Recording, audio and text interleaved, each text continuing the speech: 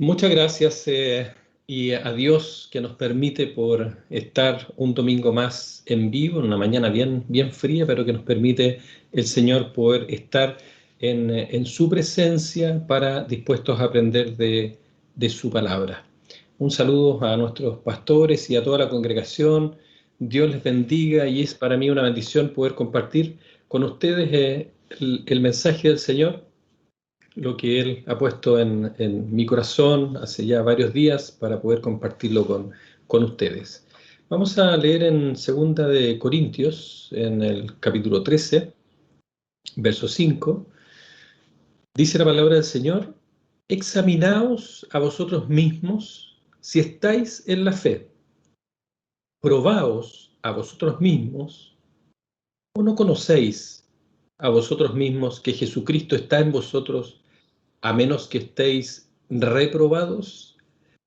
Les invito ahí en sus hogares que podamos unirnos en oración y pedir que sea el Espíritu Santo quien nos enseñe esta palabra. Padre amado, muchas gracias por la bendición que tenemos una vez más de estar congregados así virtualmente, pero creemos que su Espíritu Santo traspasa todas estas conexiones y comunicaciones, y su palabra, más poderosa aún, puede llegar incluso al corazón más triste y angustiado en esta mañana y poder confortarles también. Quizás una palabra distinta, Señor, en el sentido de que nos va a confrontar, quizás no nos va a animar, pero confiamos, Señor, que va a producir salud en su iglesia y bendición a quienes estemos participando de este mensaje. Gracias, Señor. Yo quiero ceder este lugar para que sea su Espíritu Santo quien me use y quien hable de acuerdo a la necesidad de la iglesia, no de acuerdo al pensamiento humano, sino de acuerdo a la necesidad de la iglesia. Se lo pido por misericordia, en el nombre de Jesús, mi amado Salvador. Amén. Muy bien, queridos hermanos, el mensaje de hoy día, como usted se habrá dado cuenta en el título, es examinémonos a nosotros mismos. En general, estamos siempre listos para examinar y probar a otros. Uno siempre mira cómo se comporta el resto de las personas, pero primero, y siempre primero, debemos examinarnos y probarnos a nosotros mismos. Eso es lo que el apóstol Pablo le dice a la iglesia de Corinto. Lo vamos a ver en el contexto que se los dice, pero les dice: examínense ustedes mismos, pruébense ustedes mismos. Es un ejercicio extraño, ¿eh? Autoexaminarse, porque yo estoy seguro que si, no sé, usted estuviera estudiando y yo le dijera, y estuviera estudiando matemática y le dijera, tómese usted mismo una prueba de matemática, le aseguro que uno no pondría la materia que no conoce, uno pondría la materia que conoce, que está seguro, pero jamás uno se autoevaluaría de la manera más difícil. Sin embargo, el apóstol Pablo nos confronta en esta mañana a nosotros como iglesia para poder saber también eh, respecto de qué tenemos que examinarnos, pero tiene que ver con nuestra fe en lo que hemos creído. Vamos al contexto. Pablo está escribiéndole a la iglesia, a los hermanos y hermanas que están en Corinto, a quienes podemos conocer un poco más, según el mismo apóstol Pablo lo escribe, y lo describe en el capítulo 1. Vamos a leer algunos versos en 1 de Corintios 1, del 4 al 8.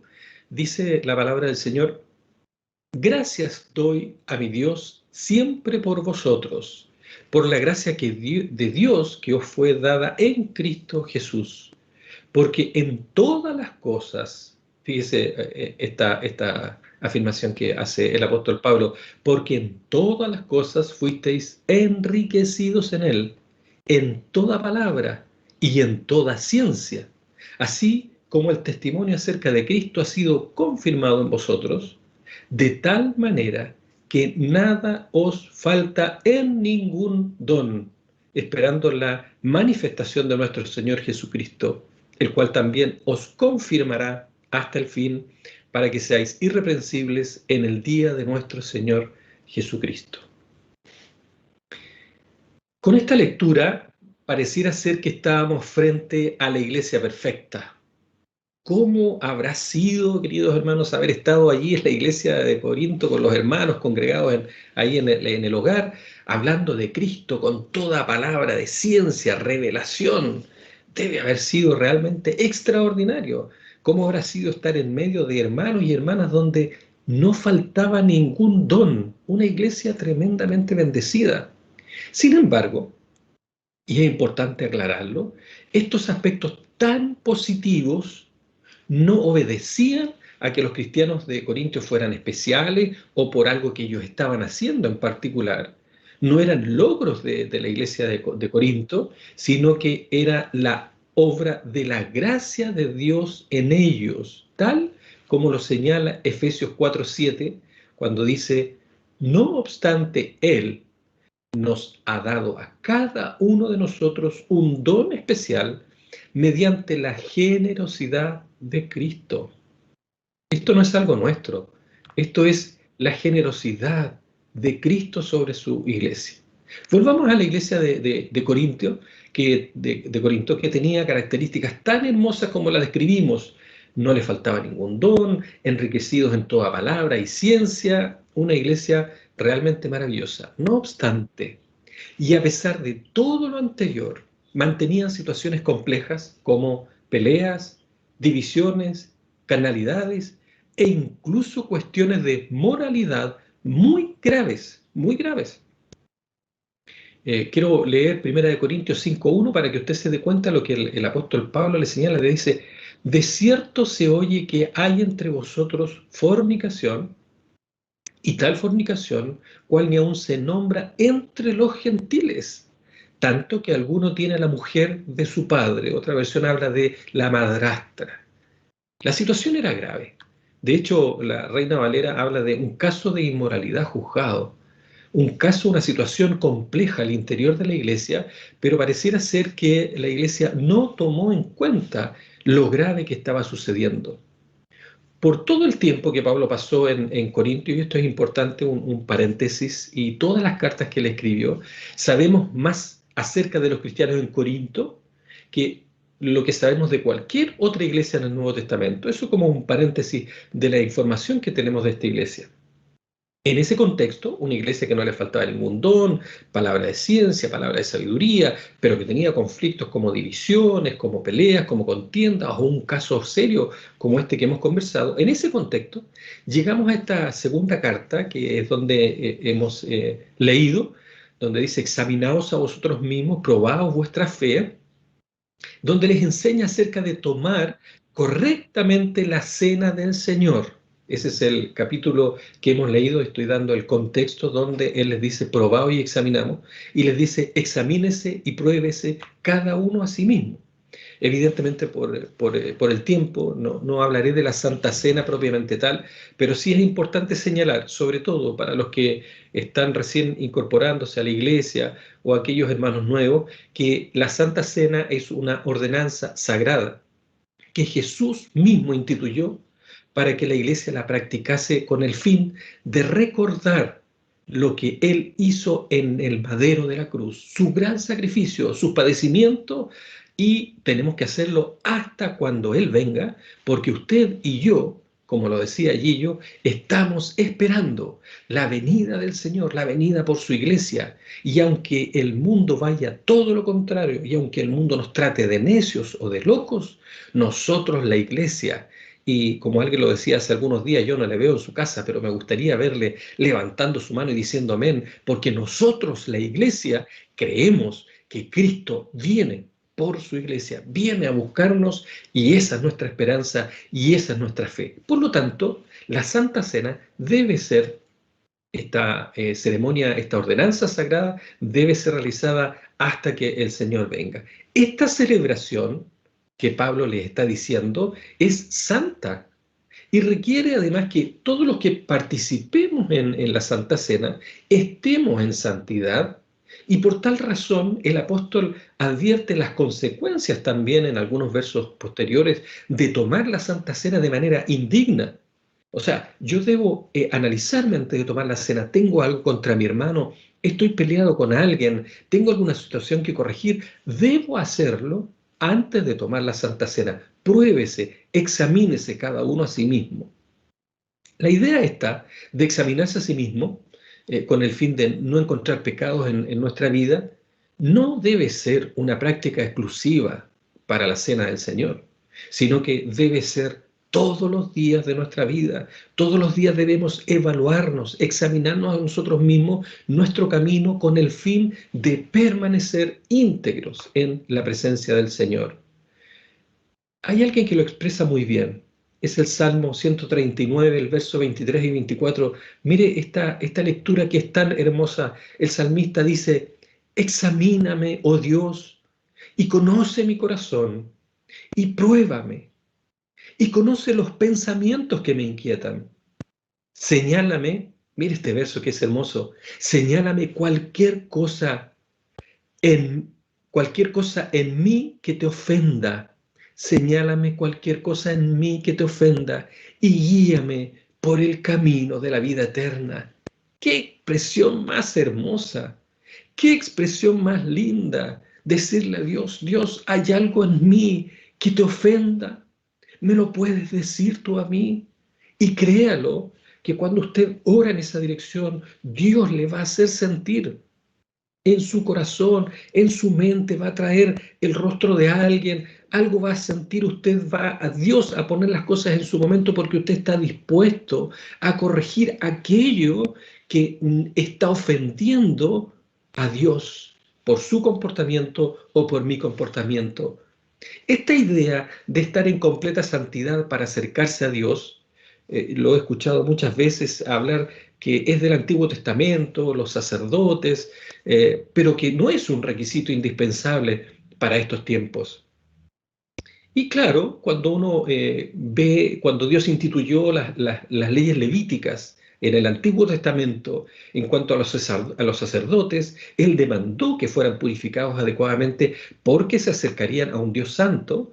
Y de hecho Levíticos 21:6 dice: santos serán a su Dios y no profanarán el nombre de su Dios, porque las ofrendas encendidas para Jehová y el pan de su Dios ofrecen, por tanto, serán santos. Esa era una exigencia. Y quienes no estaban en condición de santidad, estoy hablando del Antiguo Testamento, los sacerdotes que ofrecían allí en el templo, que ofrecían sacrificios, si no estaban de acuerdo a lo que Dios requería y se acercaban a las cosas sagradas o a la presencia de Dios, simplemente morían, porque nada puede acercarse a Dios que no sea santo. Ejemplos podríamos tener muchos de hombres que incluso tocaron el arca del pacto y cayeron inmediatamente muertos.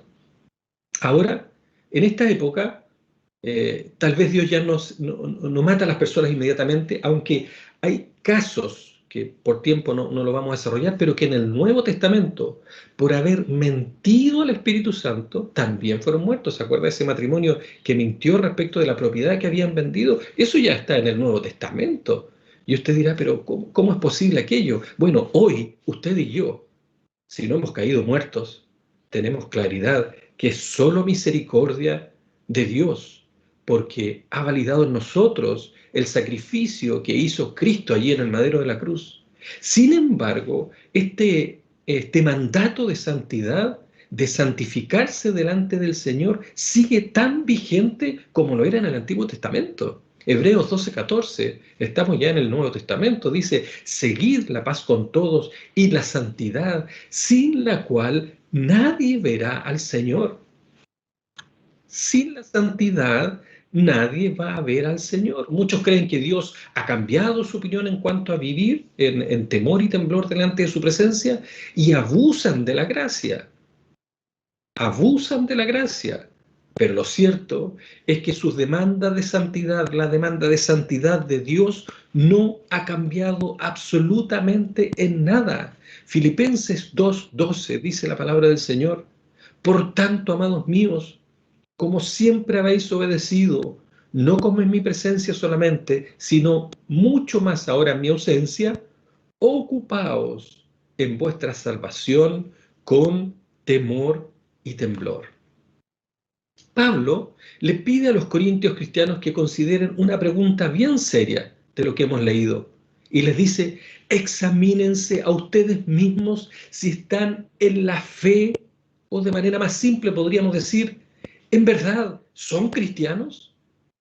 Quizás este sea un mensaje que no le va a hacer que levante sus manos. Y yo siempre lo digo, que cuando hay un mensaje de bendición, uno dice, gracias Señor por hablarme, gracias por este mensaje tan hermoso. Pero cuando el mensaje ya nos confronta, cuando el mensaje nos dice que tenemos que corregir cosas, siempre uno piensa que es como para el que está al lado. Entonces uno le dice, háblale Señor, gracias por esta palabra que es para mi hermano. Pero no, esta palabra es para usted, no mire para el lado. Es para usted. El Señor nos está confrontando a nosotros como iglesia. Cuando vivimos desobedeciendo las normas cristianas, estas preguntas pudieran incluso resultar incómodas. Sin embargo, este mensaje de esta mañana y estas preguntas es porque Dios nos está dando una tremenda oportunidad de pedir a Dios que cambie nuestra conducta. No es casualidad que Gillo haya hablado de la venida del Señor. Y todo esto nos está preparando para estar listos cuando Él venga. Y no nos vaya a suceder que nos quedemos por no haber entendido bien el propósito de Dios en nuestras vidas. ¿Soy un verdadero cristiano o estoy siendo un cristiano falso? ¿He nacido realmente de nuevo o estoy fingiendo ser alguien que ha nacido de nuevo? Nosotros, como cristianos, debemos hacernos ocasionalmente, y si no todos los días, esta pregunta. Es una buena idea que nos examinemos, especialmente cuando en nosotros hay un mal comportamiento, queridos hermanos. Y uno lo sabe, y le estoy hablando a usted, y la palabra me conforta a mí, y le reitero, no mire para el lado, no piense en el otro, piense en usted mismo. Esta palabra también me ha confortado, por cierto, a mí. Soy el primero en ser confrontado. Ser cristiano, querido hermano, y quizás usted que está llegando recién a la iglesia, no es solamente pertenecer a una iglesia y seguir algunas conductas morales de buenas y correctas. Eso no es. El verdadero cristiano es alguien en cual mora Cristo. Pablo está sugiriendo que nos preguntemos a nosotros mismos si poseemos la prueba de que Jesucristo está realmente vivo en nosotros. Pero usted se preguntará, pero ¿cómo puedo saber yo, sobre todo lo que soy nuevo? Y ojo que muchas veces hermanos nuestros que llevan muchos años también deberían hacerme quizás tener esta duda. ¿Cómo puedo saber eso? ¿Cómo sé si realmente soy un hijo de Dios? Y vamos a ver 4 aspectos que le van a permitir en estos conocidos checklist, y usted vaya diciendo sí o no, para ver en estos 4 aspectos. Son muchos más y podríamos hablar mucho más, pero nos vamos a concentrar en estos 4 aspectos que nos podrían ayudar a examinarnos si realmente somos hijos de Dios. Le reitero, ante estos puntos no caiga en la tentación de mirar al lado, de mirar atrás o adelante. Examínese cada uno a sí mismo. Lo primero, una manera de saberlo, es que hay un testimonio interior. Esta es una manera de saberlo. Producido este testimonio interior por el Espíritu Santo que mora en nosotros, que nos muestra que formamos parte de la gran familia de Dios. Romanos, en el capítulo 8 y en el verso 16, dice la palabra del Señor. El Espíritu mismo da testimonio, el Espíritu con mayúscula, fíjese ahí, el Espíritu Santo. El Espíritu mismo da testimonio a nuestro espíritu, con minúscula, a nuestro espíritu, de que somos hijos de Dios. Cuando usted ha nacido de nuevo, es sellado con el Espíritu Santo, y ese Espíritu Santo es el que da testimonio al interior de usted de que somos hijos de Dios.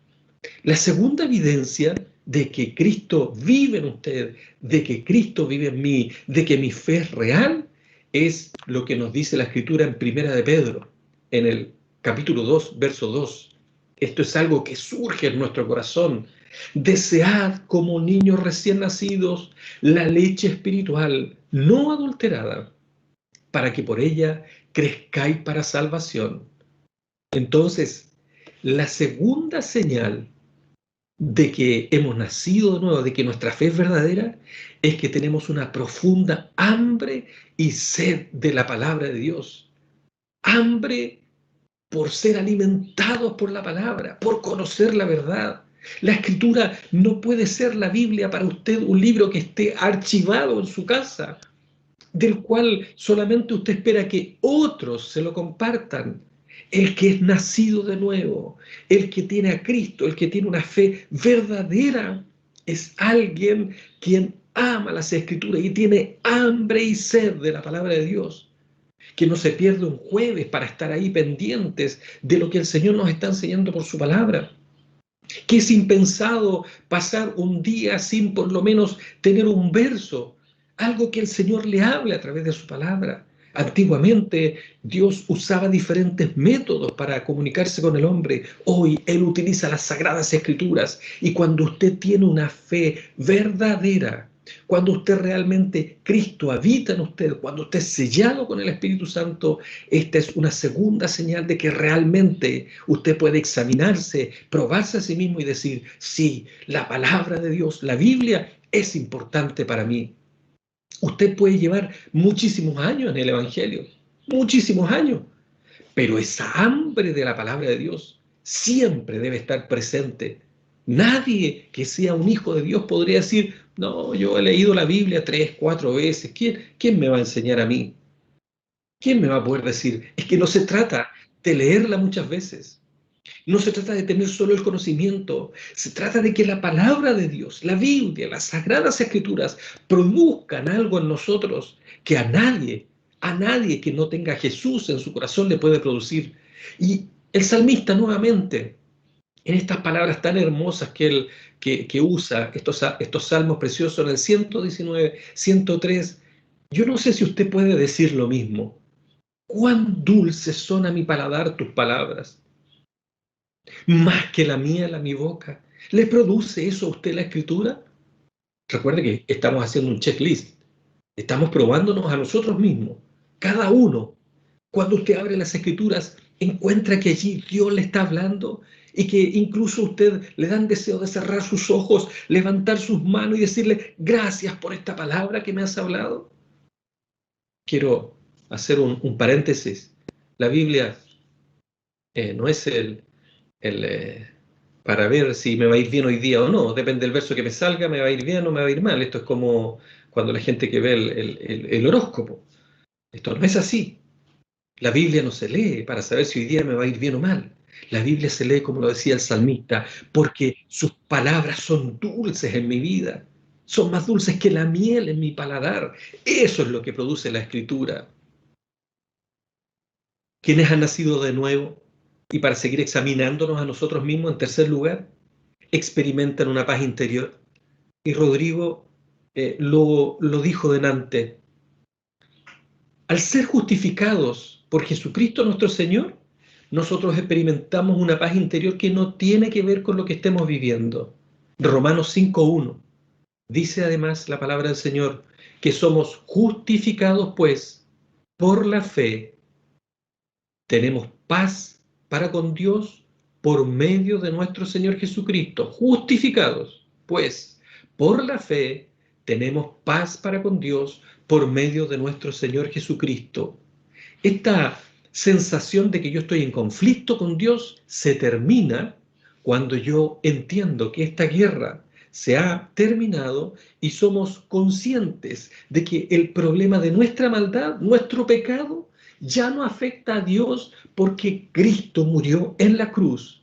Entonces yo no estoy preocupado y diciendo qué va a pasar conmigo. Tengo paz porque he sido reconciliado con el Padre. La obra de Cristo ha satisfecho la justicia de Dios, por lo tanto, tenemos un sentimiento de paz para con Dios, de tanta tranquilidad que cuando nosotros vamos a la oración, podemos decirle, Padre amado, en el nombre de Jesús, y entramos confiadamente al trono de la gracia y sabemos que nuestros pecados han sido perdonados por el sacrificio perfecto que Él hizo en el madero de la cruz.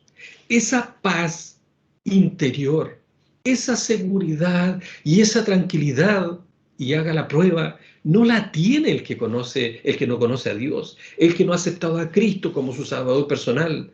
Siempre está inquieto, siempre está mirando a Dios como un Dios que en algún minuto va a sacar una espada y me va a cortar en dos. Y Dios no es así. Dios nos ha justificado a aquellos quienes hemos creído. Es cierto que vendrá un juicio final y hay un infierno, y debo decirlo claramente, un lugar preparado por la eternidad para aquellos que no han aceptado a Cristo como su Salvador personal.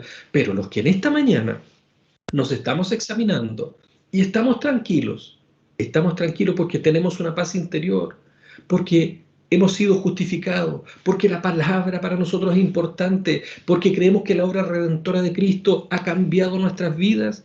Esa paz no la tiene, le reitero, aquel que no conoce a Cristo como su Salvador personal.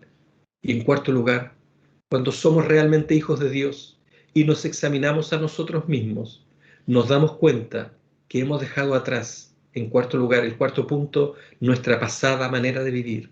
La vida pasada quedó atrás y yo quiero invitarlo a una lectura que quiero que preste mucha atención porque este sí que es un checklist que hay que ir viendo. No nos detendremos, por cierto, por tiempo, pero es una lectura que nos va a permitir examinarnos a cada uno de nosotros a la luz de la palabra. La pregunta que Pablo les hizo, examínese cada uno y pruébese a sí mismo. Efesios, vamos a leer allí algunos versos del 22 al 32. Desháganse, dice Pablo, de su vieja naturaleza pecaminosa y de su antigua manera de vivir que está corrompida por la sensualidad y el engaño. En cambio, dejen que el Espíritu les renueve los pensamientos y las actitudes. Pónganse la nueva naturaleza creada para ser a la semejanza de Dios, quien es verdaderamente justo y santo. Así que vamos haciendo un checklist. Dejen de decir mentiras. Digamos siempre la verdad a todos, porque nosotros somos miembros de un mismo cuerpo. O sea, dejamos nuestra manera pasada, no decimos mentiras. El verso 26, además, no pequen al dejar que el enojo los controles. La versión 1960 dice, airaos, pero no pequéis.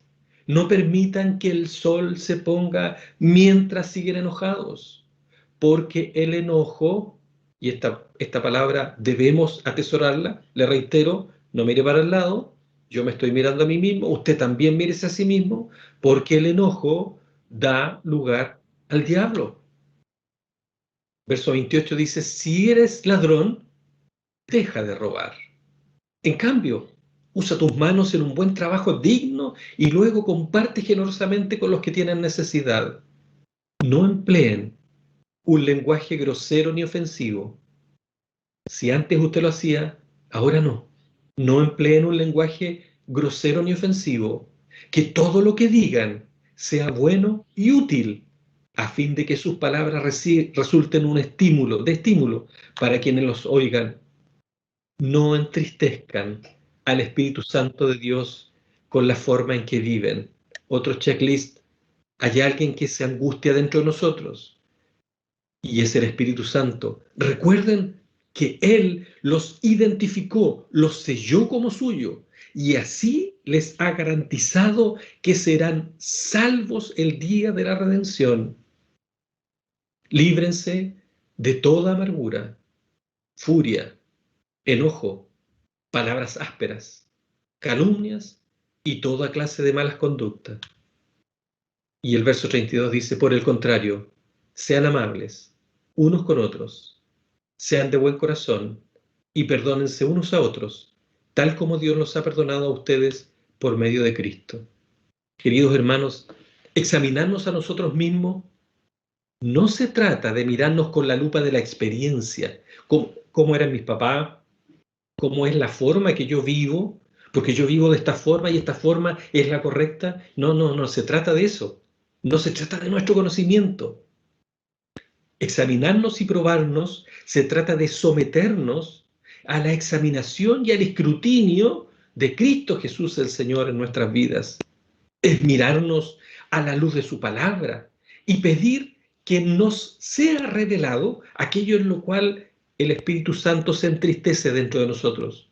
Es pedirle que nos dé gracia para que pueda ser quitado y limpiado aquello que es un pecado dentro de nuestra vida con su preciosa sangre derramada allí en el madero de la cruz. ¿Pueden haber conflictos en la iglesia y peleas? Claro que los pueden haber. Pueden haber situaciones como las que vimos en Corinto.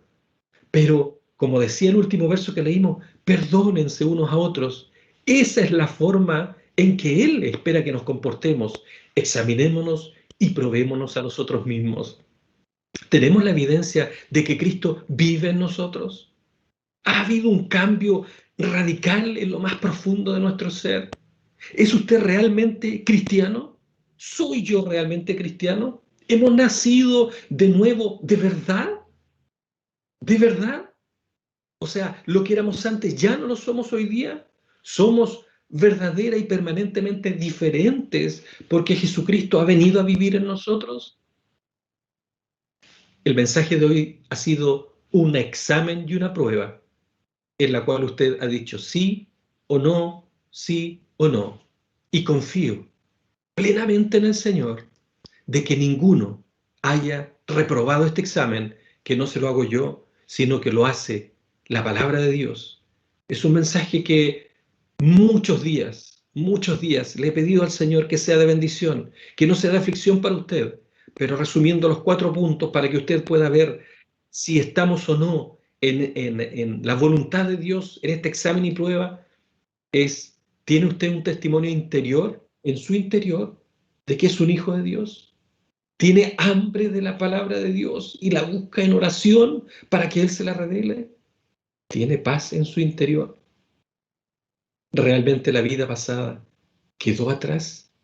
¿O la vida pasada sigue siendo parte de su vida presente y usted está siendo un cristiano engañando al resto, haciendo que el resto pensemos que usted es cristiano, pero la verdad es que está muy lejos de ser alguien que ha nacido de nuevo? Esta invitación es para ustedes también que quizás por primera vez se conectan a nuestro canal. Hemos sabido de algunas familias que han llegado a la conexión y queremos decirle que cuando usted acepta a Cristo como su Salvador personal, se van a producir esto que hemos hablado hoy en su vida. Si era un matrimonio que había en pelea, Dios va a obrar a través del Espíritu Santo que va a poner en sus corazones para que ese hogar tenga paz y tranquilidad. Si antes venía la desesperación, en momentos de dificultad, ahora no sabremos por qué, pero estamos enfrentando una situación difícil, pero Dios pone paz en nuestros corazones. Queridos hermanos y hermanas, amada iglesia, que este mensaje que nos ha confrontado, que nos ha puesto a prueba nuestra fe, como lo dijo el apóstol Pablo, probaos a vosotros mismos vuestra fe. Si realmente somos hijos de Dios, que este mensaje pueda producir en usted, como lo ha producido en mí, un tiempo de bendición. Quiero invitarle a orar.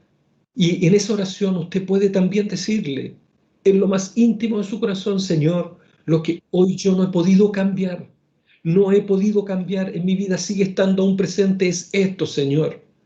Y si usted se lo dice de todo corazón, créame, créame, a la luz de la palabra, no es por lo que yo le diga, a la luz de la palabra, Dios va a producir un cambio en usted. Y si antes tenía un comportamiento de una manera, Dios lo va a ir cambiando porque ahora usted ha dispuesto su corazón, ha dispuesto su alma, su mente, su espíritu para decirle, cámbiame Dios, cámbiame, porque esto está dañando a otras personas, cámbiame, porque esto me está dañando a mí, cámbiame, porque yo tengo que decirle al mundo que usted realmente ha cambiado mi vida.